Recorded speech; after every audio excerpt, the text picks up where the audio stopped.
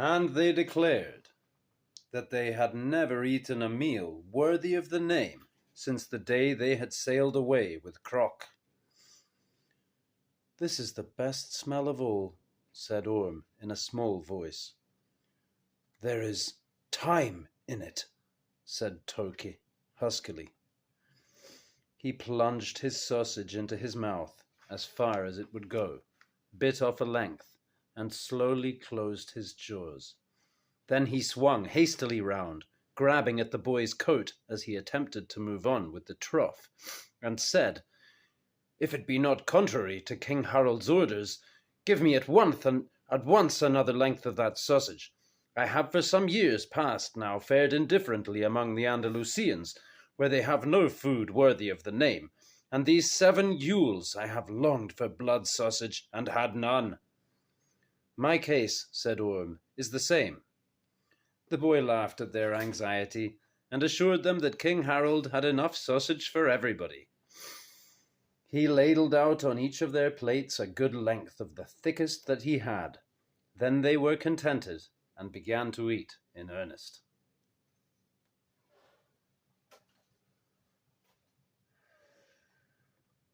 For some time now nobody spoke, either at the king's table or anywhere else in the hall, except when somebody asked for some more ale, or mumbled a word between bites in praise of King Harald's Yuletide meat.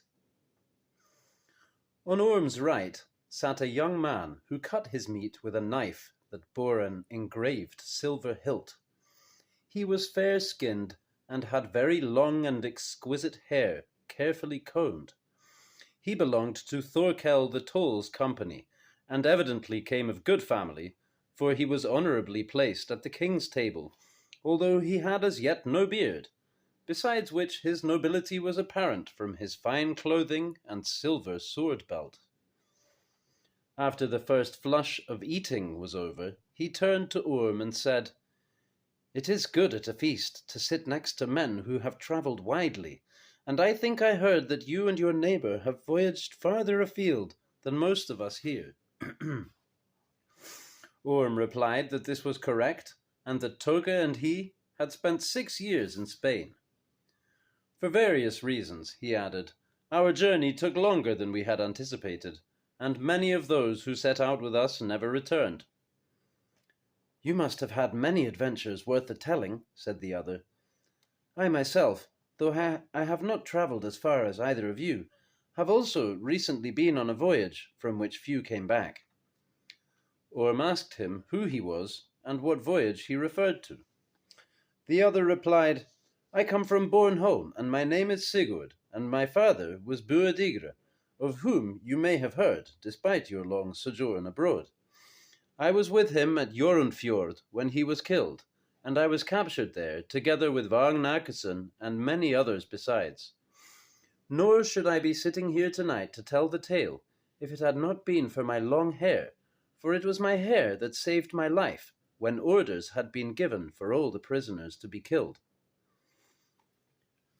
By this time a number of their table companions had eaten their fill, and were beginning to regain the freedom of their tongues for the purpose of speech.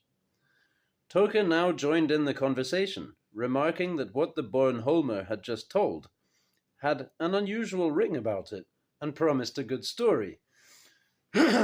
For his part, he had always regarded long hair as being more of a handicap to a soldier than an advantage. Thorkel the Toll sat picking his teeth in the aristocratic manner that was now beginning to be fashionable among great men who had travelled widely, with his face turned to one side and the palm of his hand raised before his mouth. He overheard their conversation and observed that long hair had proved unlucky to many a soldier in the past, and that sensible men always took good care to bind their hair up carefully beneath their helmets. However, he added, Sigurd Björnsson would show by his story how a shrewd man might take advantage of the length of his hair, and he hoped that everyone in the hall would listen to what he had to say. King Sven, by this time, was in a better humour, the appearance of Styrbjörn having shadowed his spirits for a while. He sat lolling backwards in his chair, gnawing a pig's trotter, the bones from which he spat out onto the straw that covered the floor. He noted with satisfaction that King Harald, who was engaged in a discussion with Styrbjorn about women, was eating and drinking more than anyone else.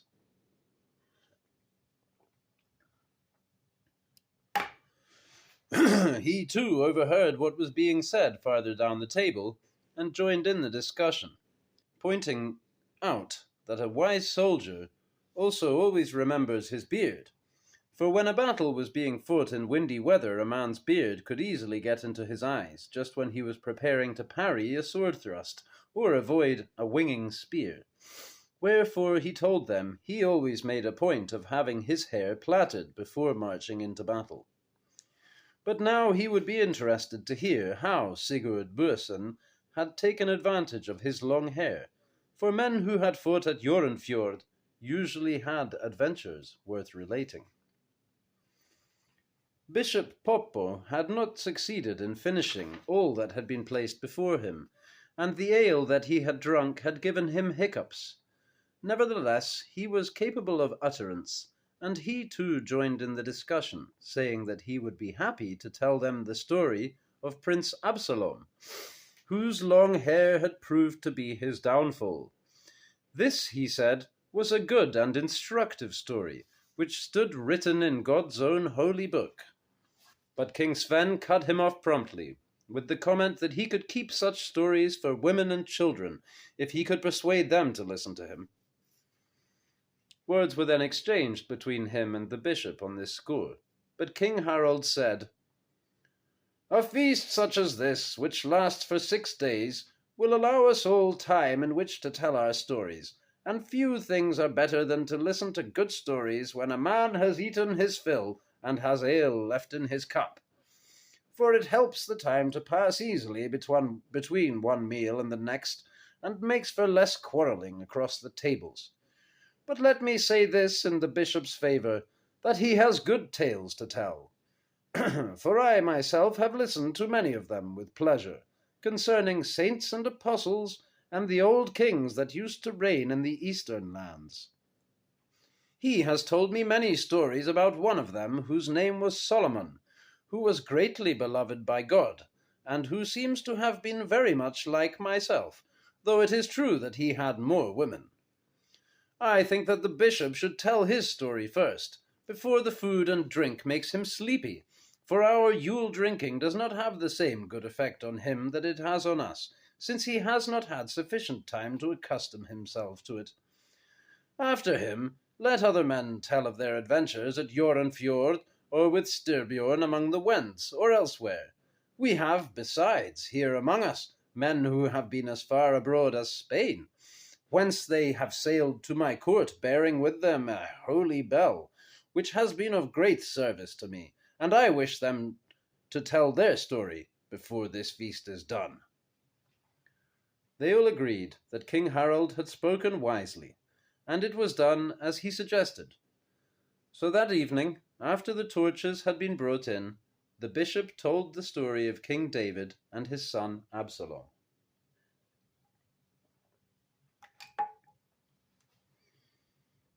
He spoke loudly, so that everyone could hear him, and he told his tale cunningly, so that all the company except King Sven enjoyed it. When the bishop had finished talking, King Harald observed that his story was well worth storing away in one's memory, for one reason and another, and Styrbjorn laughed, and raised his glass to King Sven, and said, "Be wise, O prince, and pay heed to this tale, and cut thy hair short as bishops do." This remark appealed to King Harald, who smote his thigh, and fell into such a fit of laughing that the whole bench on his side of the table shook. And when his men and Styrbjorn's followers saw their masters laughing, they all joined in, even those of them who were unaware of the cause, so that the whole hall rang with merriment. King Sven's men, however, were displeased, and he himself glowered sourly and mumbled something into his cup, and gnawed his lip-beard, and had a dangerous look about him, as though he might at any moment leap to his feet and break into violence. Styrbjörn leaned forward in his seat and stared at him out of his pale eyes, which never blinked, and smiled. There was considerable unrest in the hall, and it looked as though the Christmas peace might shortly be ended. The bishop stretched out his hands and cried something that nobody heard, and men fixed their eyes upon one another across the table and groped for the nearest thing that might serve as a weapon. But then King Harald's jesters, two small Irishmen who were famed for their skill in trade, jumped up on the king's table in motley-coloured tunics, wearing feathers in their hair, and began to flap their broad sleeves and puff their chests, and stamp their feet and stretch their necks, so that they crew at each other exactly like cocks, and no man present could ever remember having heard a cock crow as finely as they did. And within a few seconds they had all forgotten their anger and were lolling in their seats, helpless with laughter at their antics. So the first day of the feastings ended.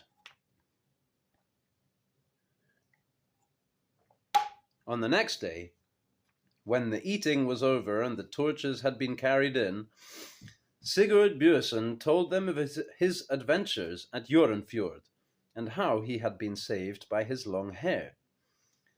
They all knew about this expedition, how the Jomsvikings, with men from Bornholm, had sailed out in a mighty fleet under the command of Strut Harald's sons, with Björdigre and Vagn Åkesson, to win Norway from Jarl Håkon, and how few men had returned from that enterprise. So Sigurd did not waste many words on this part of his story, and made no mention of how Sigvalda had fled with his ships from the battle. For it would have been churlish to have spoken of Sigvalda when Thorkel the Tall was among his audience, though they all knew Thorkel to be a bold fighter, and were aware that he had been struck on the head by a large stone during the battle, soon after the opposing navies had come to grips, so that he had not been conscious when his brother had rowed away. Sigurd had been aboard his father's ship, and confined himself to such parts of the battle as he himself had been directly concerned in. He told them of his father's death, how Bure had fought fiercely, but at last, when the Norwegians had boarded his ship in overwhelming numbers, had received a slash on his face from a sword, which had taken away his nose and the greater part of his jaw, and how he had then seized up his great treasure chest and leapt overboard with it in his arms. He told too how Bure's kinsman, Aslak Holmskala, had gone berserk, casting aside his shield and helmet, which was something one seldom saw nowadays, and hewing about him with both hands, impervious to the touch of iron, until an Icelandic bard, a follower of Jarl Håkon's son Eric, had picked up an anvil from the deck, and with it had split his skull. After that, continued Sigurd, for such of us as remained alive on my father's ship, there was little left to do, for we were few in numbers and very fatigued, and all our ships had now been overpowered, save only Vagn's own ship, which still fought on.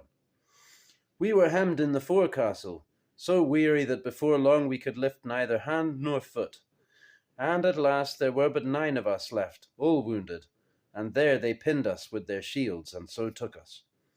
We were disarmed and brought ashore, and soon the survivors of Vagn's ship were dragged to join us, Vagn himself being among them. 2 men carried him, and he bore both sword and spear wounds, and was pale and weary, and said nothing. They made us sit on a log on the beach, with our legs tied together with a long rope, though they left our hands free. And there we sat and waited, while men were sent to Jarl Håkon to discover what should be our fate. He commanded that we were instantly to be put to death, and Jarl Erik, his son, and many of his followers came to watch our end. For the Norwegians were curious to see how Jomsvikings would conduct themselves in the face of death. There were 30 of us on the log, 9 from Bure's ship, 8 from Vagn's, and the rest from other ships. Vagn himself sat on our extreme right, and I shall tell you the names of such of the others as were known to me. Then he gave them a list of all of those whose names he knew, in the order in which they had sat on the log, and all the company in the great hall listened in silence, for many of those he named were men whom they had known, and some of his listeners had kinsmen among the dead. He continued, Then a man came with a beard axe, and stood in front of Vagn, and said, Do you know who I am?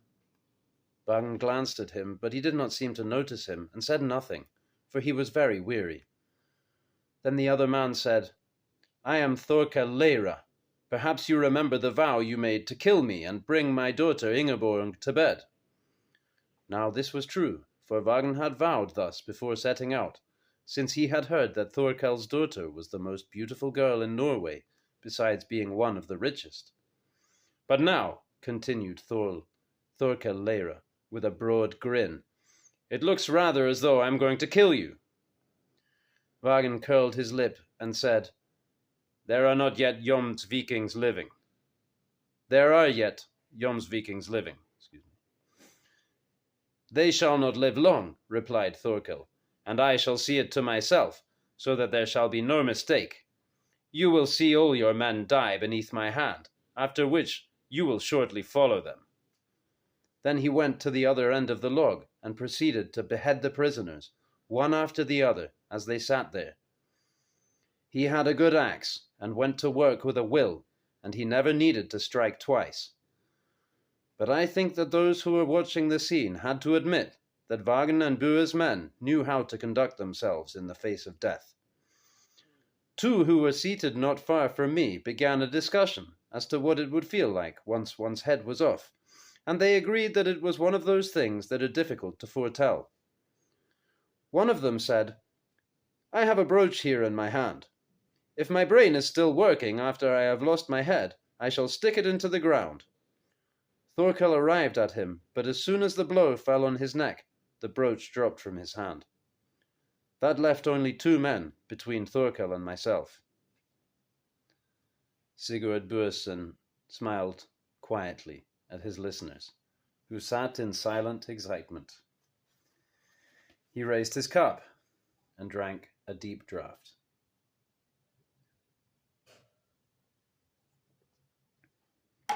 King Harald said, I can see that you still have your head on your shoulders, and anyone can hear by the sound of your swallowing that there is nothing wrong with your neck.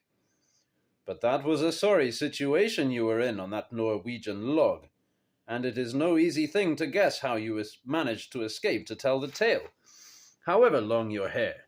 This is a fine story, and do not keep us waiting to know how it ended. They all raised a shout of agreement, and Sigurd Buason continued. As I sat there on the log, I do not think I was more frightened than the others were, but I felt it would be a pity to die without having done something worthy for men to speak of after I had gone. So when Thorkel came to my place, I said to him, I am afraid for my hair. I do not want it to be stained with blood. So saying, I drew it forward over my head, and a man who was walking behind Thorkel, I heard later that he was his brother-in-law, ran forward and wound my hair around his fingers and said to Thorkel, Now strike! He did so, but in the same instant I pulled my head back as quickly as I could, so that the axe fell between me and the brother-in-law and cut off both his brother-in-law's hands. One of them remained hanging in my hair. Everyone in the hall burst into a great roar of laughter. Sigurd himself laughed with them, but then he proceeded. You may well laugh, but your laughter, loud as it is as silence compared with the merriment of the Norwegians when they saw Thorkel's brother-in-law writhing on the ground, with Thorkel standing scowling above him.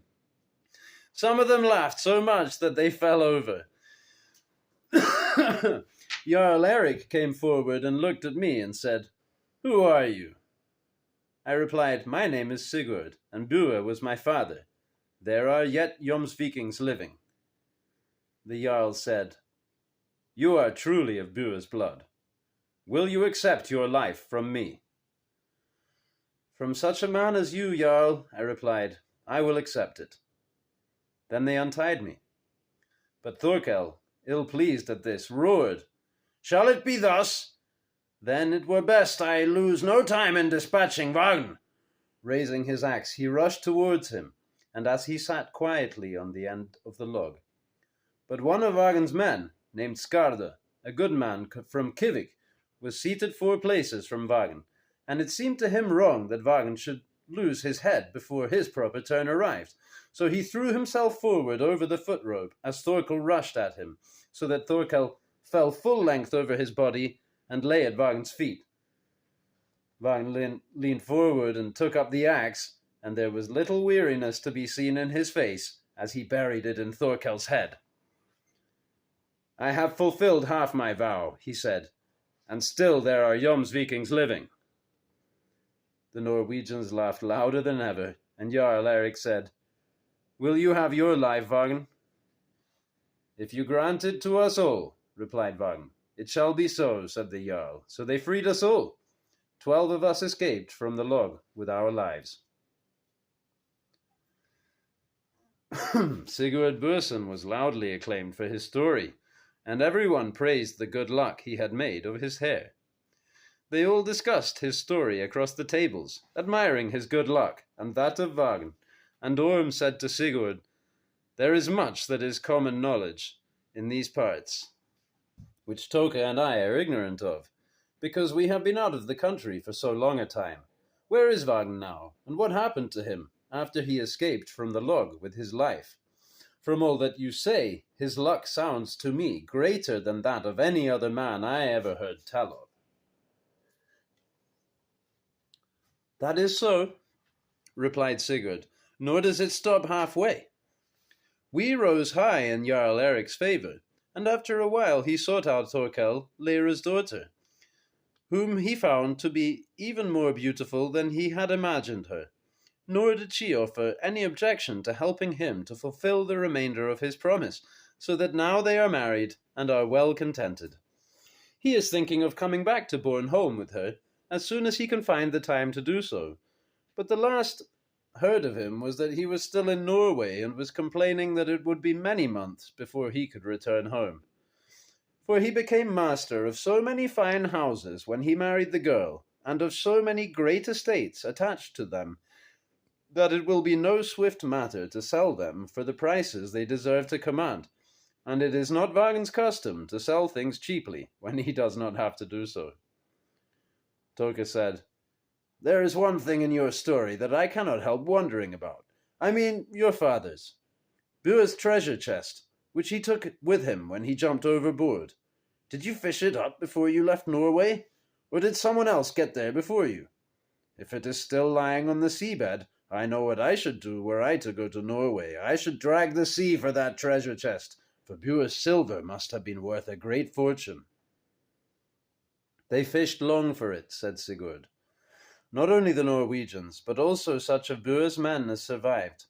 Many men dragged for it with grappling hooks, but they caught nothing, and one man from the Vik who dived down with a rope was never seen again.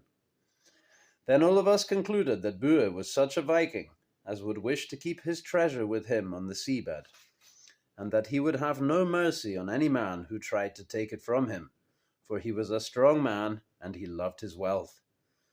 Wise men know that those who dwell in the great halls are stronger than when they were alive, and this may also be true of Bua, though he does not dwell in the great halls, but on the deep seabed beside his treasure chest. It is a pity that so much silver should be lost, said Toke. But, as you say, even the boldest of men would not willingly choose to be at the bottom of the sea with broad Bua's arms locked about his waist. So that evening drew to its close. The next evening, King Harald wanted to hear about Styrbjorn's adventures among the Wends and Kurs. Styrbjorn said that he was no storyteller, but an Icelander who was of his following took up the tale. His name was Bjorn Asbrandsson, and he was a famous warrior, beside being a great poet to boot, like all wanderers from Iceland. Although he was somewhat drunk, he managed to improvise some highly skillful verses in King Harald's honor in a meter known as Tuglag. This was the latest and most difficult verse form that the Icelandic poets had invented, and indeed his poem was so artfully contrived that little could be understood of its content. Everybody, however, listened with an appearance of understanding, for any man who could not understand poetry would be regarded as a poor specimen of a warrior, and King Harald praised the poem and gave the poet a gold ring. Toke plunged his head between his hands on the table and sighed disconsolately. This, he muttered, was real poetry, and he could see that he would never be able to succeed in writing the sort of verses that won gold rings. The man from Iceland, whom some called Björn, champion of the men of Breidifjord, and who had been a follower of Styrbjörn for 2 summers, then went on to tell them of Styrbjörn's various campaigns and the notable things that had occurred during them. He was a fine talker, and continued for several hours without anyone wearying of his story, and everybody knew that what he was telling them was the truth, since Styrbjörn himself was among his listeners. He gave them many good examples of Styrbjörn's boldness and of his great luck, and also spoke of the rich booty that his followers had won. Finally, he concluded by reciting an ancient poem about Styrbjörn's ancestors, beginning with the gods and ending with his uncle Eric, who was now reigning in Uppsala. To this poem he had himself added a final strophe, which ran as follows. Northwards soon, to crave his birthright, Styrbjörn shall row. With 100 keels, his gallant men with flaming victory shall make full merry in Eric's halls. This was greeted with tremendous applause, and many of the diners jumped up on their benches to drink to Styrbjörn's luck. Styrbjörn ordered a costly drinking cup to be brought to him and presented it to the poet, saying, This is not your bardic crown, O Icelander, that shall be set upon your brow when I sit on my throne in Uppsala. There shall be wealth worth winning there for every man of my followers, for my uncle Eric is a thrifty man and has hoarded much that we can put to better use than by allowing it to tarnish in his coffers. When the spring buds open, I shall sail northwards to open those coffers, and any man who wishes to accompany me shall be welcome. Both among King Harald's followers and among King Sven's, there were many whose blood was fired by this challenge, and who roared at once that they would keep him company, for the extent of King Eric's wealth was famous throughout the north, besides which Uppsala had not been plundered since the time of Ivar of the Broad Embrace. Jarl Sibbe of the small islands was drunk, and was having difficulty in controlling both his head and his wine cup, but he joined in the thunder of acclamation, roaring that he would bring 5 ships to row north with Styrbjörn, for, he said, he was now beginning to grow stiff and sleepy, and it was better for a man to die among warriors than upon straw like a cow. King Harald said that he was, alas, too old to take to the field, and that he had to keep his soldiers at home to maintain peace in his kingdom. However, he would not stand in the way of his son, Sven, if the latter wished to ally his men and ships to Styrbjörn's enterprise. King Sven spat meditatively, took a swig from his cup, fingered his beard, and said that it would be difficult for him to spare either men or ships, since he could not neglect his obligations toward his own people, whom he could not leave a defenseless prey to the Saxons and Obotrites. I think it fairer, he added, that if any assistance be lent, it should be provided by my father, for now that he is old, his men have little to do but wait for the next mealtime and listen to the twittering of priests. King Harald exploded with fury at this remark, and there was an uproar in the hall. He said that it was easy to see that Sven would be glad to see him left defenseless in Jellinge. "But it shall be as I command," he screamed, and his face was scarlet. "For I am the king of the Danes, and I alone. So, Sven, you shall lend ships to men to Styrbjorn." Hearing these words, King Sven sat silent, for he was afraid of his father's wrath. Besides which, it was clear that many of his men were eager to follow Styrbjorn to Uppsala. Then Styrbjorn spoke. "I am delighted," he said, "to see how anxious you both are to help me. I think the best solution would be that you, Harald, should decide how many ships Sven shall send, and that you, my good friend Sven, shall determine the extent to which your father shall aid me." This suggestion caused great merriment among all the feasters, so that the tension in the hall decreased, and finally it was agreed that Harald and Sven should each send 12 well-manned ships to fight with Styrbjorn, in addition to whatever help he might succeed in persuading the Scanians to lend him, in return for which Harald and Sven were to have a share of the treasure that lay in King Eric's coffers. So that evening, too, drew to its close. The next day, since they had finished the Yule pork, cabbage soup and mutton appeared on the tables, which they all agreed to be an excellent change. In the evening, a man from Halland told them about a great wedding that he had been present at in Finnveden, among the wild people of Småland. During the celebrations, a dispute had broken out concerning a horse deal, and knives had quickly appeared, whereupon the bride and her attendant maidens had laughed delightedly and applauded, and had encouraged the disputants to settle the matter then and there. However, when the bride, who belonged to a well-known local family, saw her uncle's eye gouged out by one of the bridegroom's kinsmen, she had seized a torch from the wall and hit her bridegroom over the head with it, so that his hair caught fire. One of the bridesmaids, with great presence of mind, had forced her petticoat over his head and twisted it tight, thereby saving his life, though he screamed fearfully, and his head, when it appeared again, was burned black and raw. Meanwhile the fire had caught the straw on the floor, and 11 drunken or wounded men lying in it had been burned to death, so that this wedding was generally agreed to have been one of the best that had for years in Finnveden, and one that would be long remembered. The bride and bridegroom were now living together in blissful happiness, though he had not been able to regrow new hair to replace that which he had lost in the fire. When this story was finished, King Harald said that it was good to hear of such merry goings-on among the Smålanders, for they were in general a sour and treacherous people, and, he went on, Bishop Poppo ought to thank God every time he said his prayers that he had been sent to Denmark, where men knew how to behave themselves, when he might have fallen instead among the robber folk of Finnveden or Varent.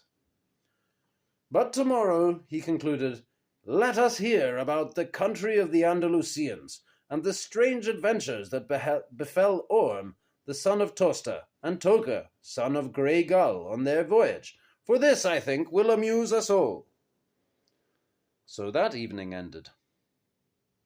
The next morning, Orm and Toge debated which of them should tell the story of their travels.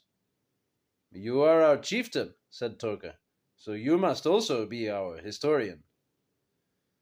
You were on the expedition before I joined in, said Orm. Besides which, you have a readier gift for words than I.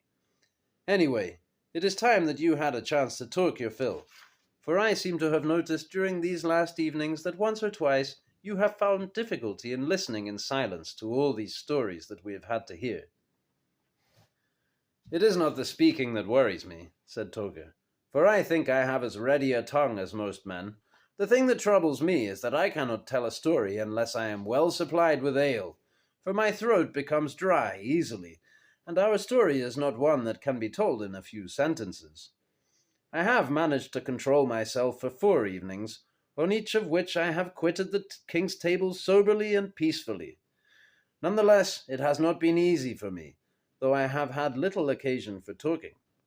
It would be a pity if I were to lapse into one of my melancholy moods and gain the reputation of being an ill-conducted man and one unworthy to eat at the tables of kings." "Well," said Orm, "we must hope for the best. Even if you should become tipsy during your narration, I do not think that such fine ale as King Harold provides will be likely to make you violent or quarrelsome." "It shall be as it shall be," said Toker, and shook his head doubtfully.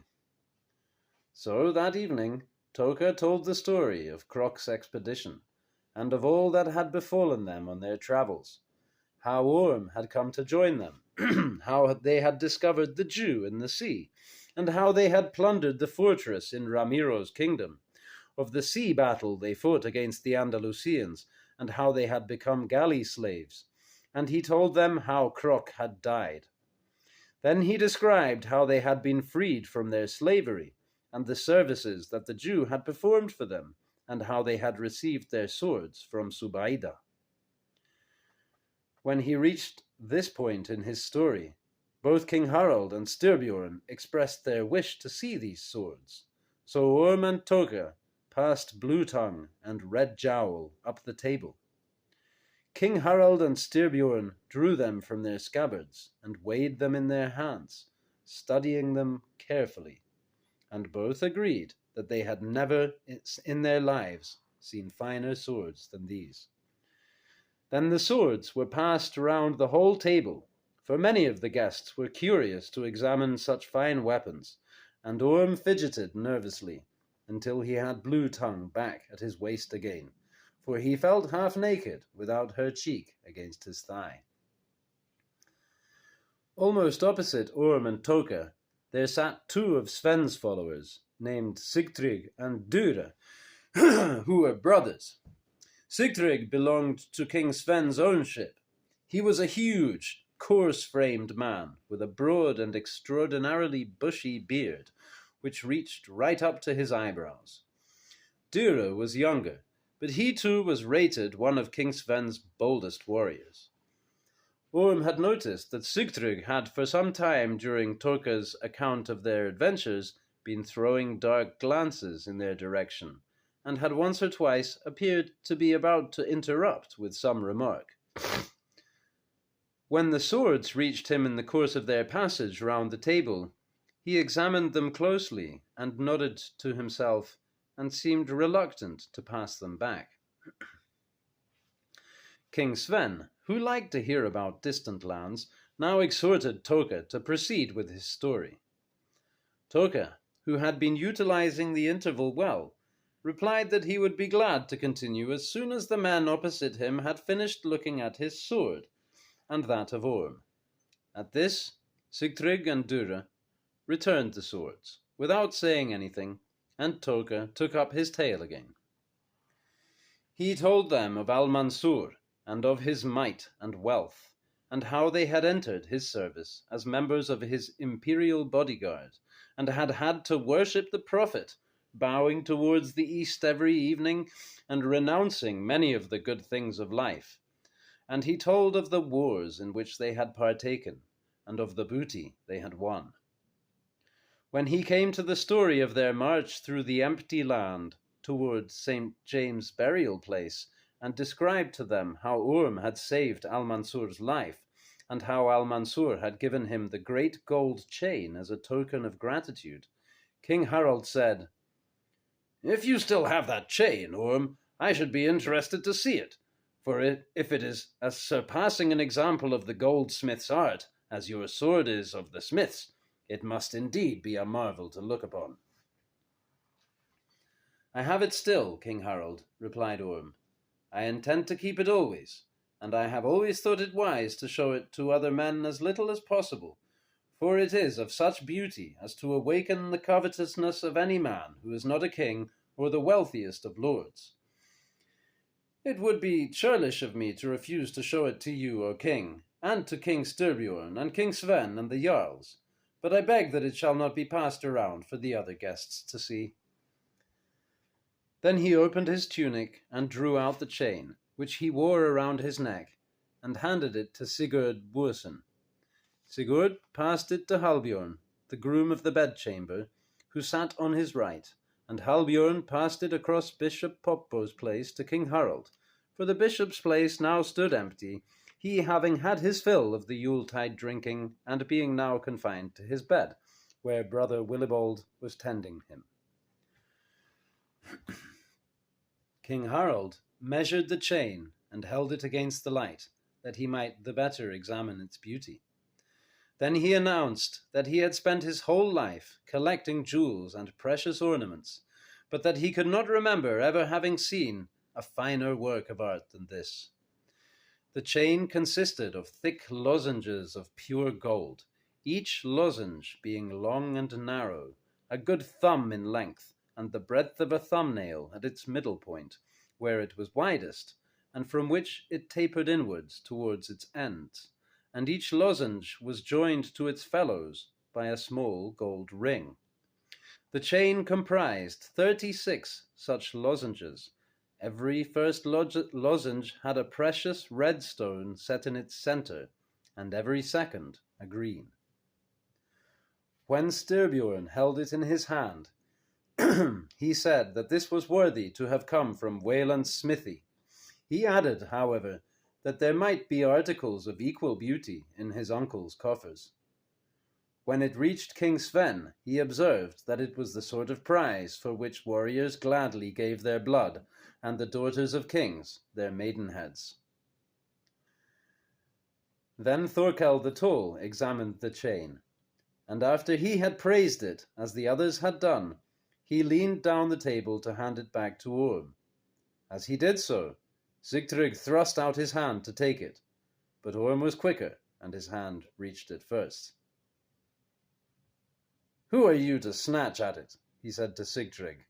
"I have not heard that you are a king or a jarl, and I do not want it to be handled by any but them." "I wish to fight with you for this ornament," said Sigtrygg. "I can believe that," replied Orm, "for you are plainly a covetous and unmannerly churl. My advice to you is to keep your fingers to yourself, and not to meddle with people who know how to behave themselves." "You are afraid to fight with me," thundered Sigtrygg. "But fight you shall, or else surrender your chain to me, for you have long stood in debt to me, and I demand this chain in payment." "You have a weak head for ale, and it makes you talk foolishly," said Orm. "For I never saw you in my life before this feast began, so that I cannot possibly be in your debt. The best thing you can do," he added sharply, "is to sit still and hold your tongue, before I beg King Harald's leave to tweak your nose where you sit. I am a man of peace, and loath to dirty my fingers on such a snout as yours, but even the most patient of men would feel an urge to teach you manners." Now Sigtrygg was a renowned warrior, feared by all for his strength and ferocity, and by no means accustomed to being addressed in such a manner as this. He leapt up from his bench, bellowing like a bull and pouring out a flood of abuse.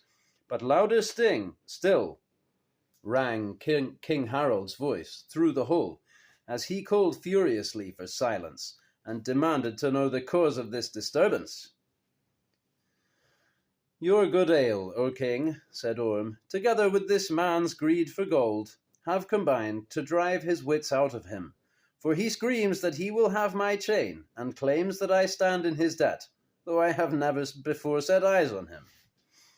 King Harald said angrily that Sven's men were always making trouble, and he demanded sternly of Sigtrygg what had driven him to take leave of his senses and lose control of himself, when he had heard it plainly proclaimed that both the peace of Christ and the peace of King Harald were to be respected in this hall. "Royal King," said Sigtrygg, "let me explain how this whole matter stands, and you will see that my claim is just. 7 years ago I suffered a cruel wrong, and now, here at your feast, I have heard that these 2 men were among the perpetrators of it. That summer we were sailing home from the southern lands in 4 ships, Bjorkafven, Silverpalle, Förawelde Svensson, and myself, when we met 3 ships sailing southwards. We held converse with them, and from this man Toka's story I now know whose ships they were. Now on my ship there served a Spanish slave, a dark-haired, yellow-skinned man. While we were speaking with the strangers, this man jumped overboard, dragging with him my brother-in-law Oskel, a good man, and nothing more was seen of either of them. But now we have all heard that this slave was taken up on board their ship, and that he was the man whom they call Solomon, and that he served them well indeed. These two men who sit here, Orm and Toka, were the men who pulled him out of the water. We have heard as much from their own lips.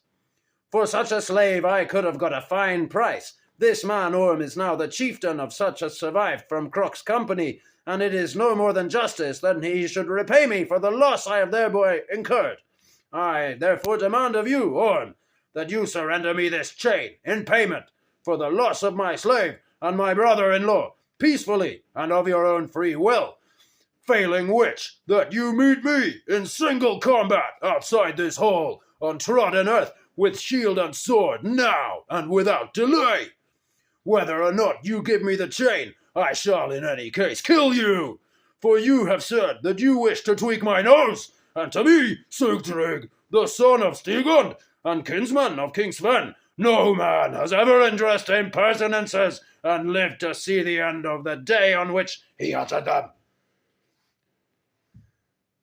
Two things only have kept my temper cool, as I listen to your words, replied Orm. The first is that the chain is mine, and shall remain so, whoever may or may not have jumped from your ship into the sea 7 years ago. And the second is that Blue Tongue and I shall have a say in the matter of which of us two shall live to see tomorrow's sunrise. But first, let us hear King Harald's pleasure regarding this affair. Everyone in the hall was happy to see that there was a good prospect of an armed combat, for a fight between two such men as Orm and Sigtryg was sure to be worth the watching. Both King Sven and Styrbjorn expressed their opinion that this would add pleasant variety to the Yuletide drinking, but King Harald sat pondering the matter deeply, stroking his beard and wearing an expression of perplexed uncertainty. At length he said, "This is a difficult case on which to pronounce judgment. I think it doubtful whether Sigtryg can fairly claim compensation from Orm for a loss that he sustained through no fault of Orm's. On the other hand, it cannot be denied that no man may reasonably be expected to lose a good slave, to say nothing of a brother-in-law, without expecting to receive some compensation for his loss.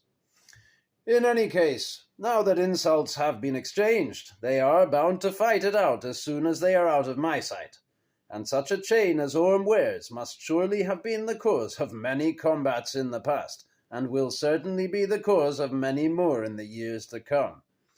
In the circumstances, therefore, I see no reason why they should not be permitted to settle it here, in armed combat, where we can all enjoy watching them. Therefore, Halbjorn, see to it that a combat ring be trodden out and roped off here, outside the hall, where the ground is most even, and see to it also that it be well lit with flares and torches, and tell us as soon as it is ready." "King Harald," said Orm, and his voice sounded strangely unhappy, "I am not willing to be a party to such a contest." They all stared at him in amazement, and Sigtryg and a number of King Sven's followers burst out laughing. King Harald shook his head sadly and said, "If you are afraid to fight, then there is no alternative that you surrender your chain to him, and hope that it may divert his wrath. To my ears your voice had a bolder tone in it than this a few minutes ago." "It is not the fighting that worries me," said Orm, "but the cold. I have always been a man of delicate health, and cold is the thing that I can least endure. Nothing is more dangerous for my health than to go out from a hot room after heavy drinking into the cold night air, especially now that I have spent so many years in southern climes and am unaccustomed to the northern winter. I do not see why, to please this Sigtryg, I should have to endure being racked with coughs for the rest of the winter, for coughs and colds tend to hang about me, and my mother always used to say that they would be the death of me if I did not take good care of myself. Therefore, O king, I humbly propose that the fight take place here, in the hall, before your table, where there is plenty of space, and where you yourself will be able to enjoy the spectacle in comfort. Many of those present laughed at Orm's anxiety, but Sigtryg did not join in their mirth, bellowing furiously that he would soon settle any fears Orm might cherish concerning his health. Orm, however, paid no attention to him, but remained quietly seated, with his face turned toward King Harald, awaiting his decision.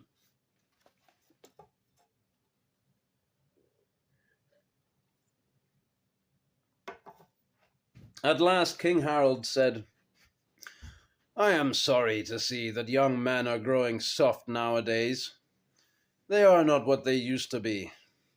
The sons of Ragnar Harrybreeks never bothered about such trivial considerations as their health or the weather, nor indeed did I myself in my younger days.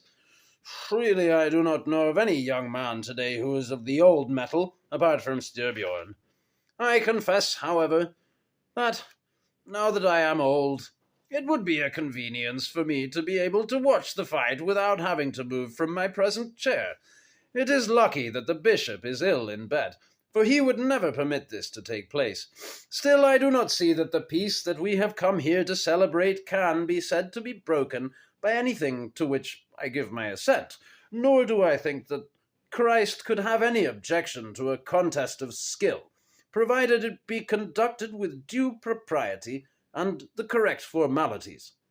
Therefore, let Orm and Sigtryg fight here in the cleared hall before my table, with sword and shield, helmet and chain shirt, and let no man assist them except with the putting on of their armor.